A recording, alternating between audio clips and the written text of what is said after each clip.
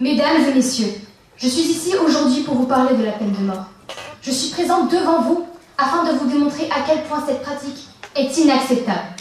La peine de mort est une sanction pénale ordonnant la suppression de la vie d'un condamné. Elle est infligée à une personne reconnue coupable d'un crime, passible de cette peine, à l'issue d'un procès organisé par une juridiction légale appartenant à un État dont la législation le permet.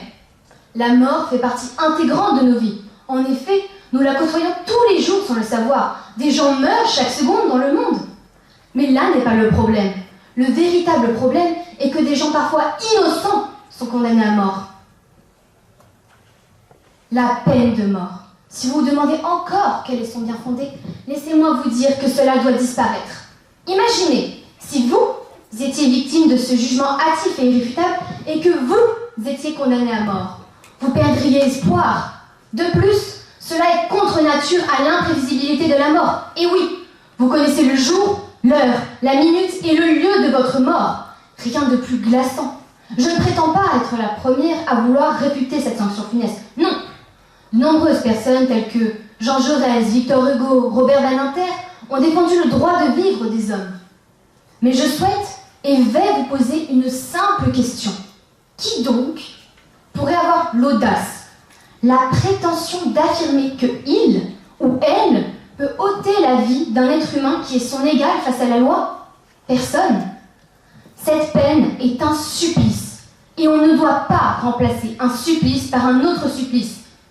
Ce châtiment est un moyen de dissuasion qui pour autant ne fonctionne pas toujours. Cet instrument sert justement à terroriser les populations qui alors vivent dans une sorte d'angoisse et de crainte. De plus, supprimer la personne serait enlever à la société quelqu'un qui peut lui être utile.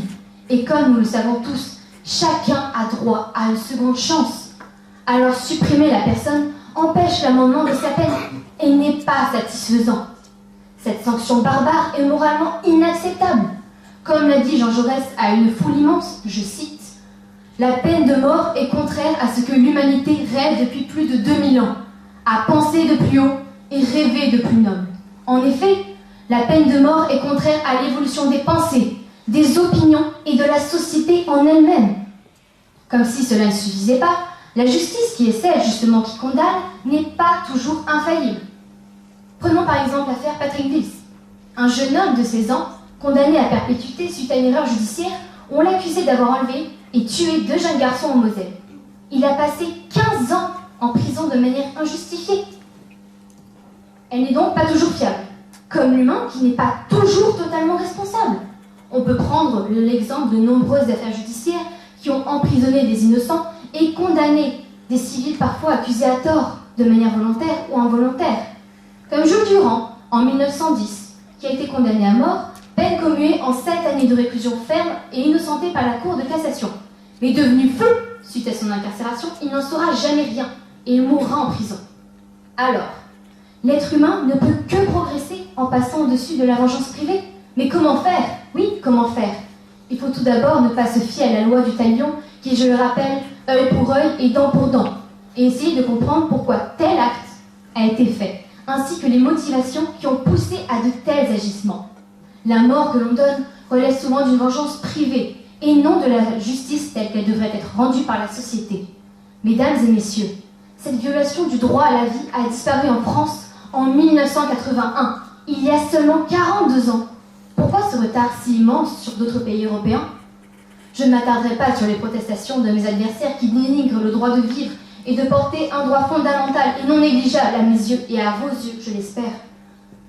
La peine de mort subsiste dans certains pays, et pour autant, sont-ils plus sécurisés que le nôtre?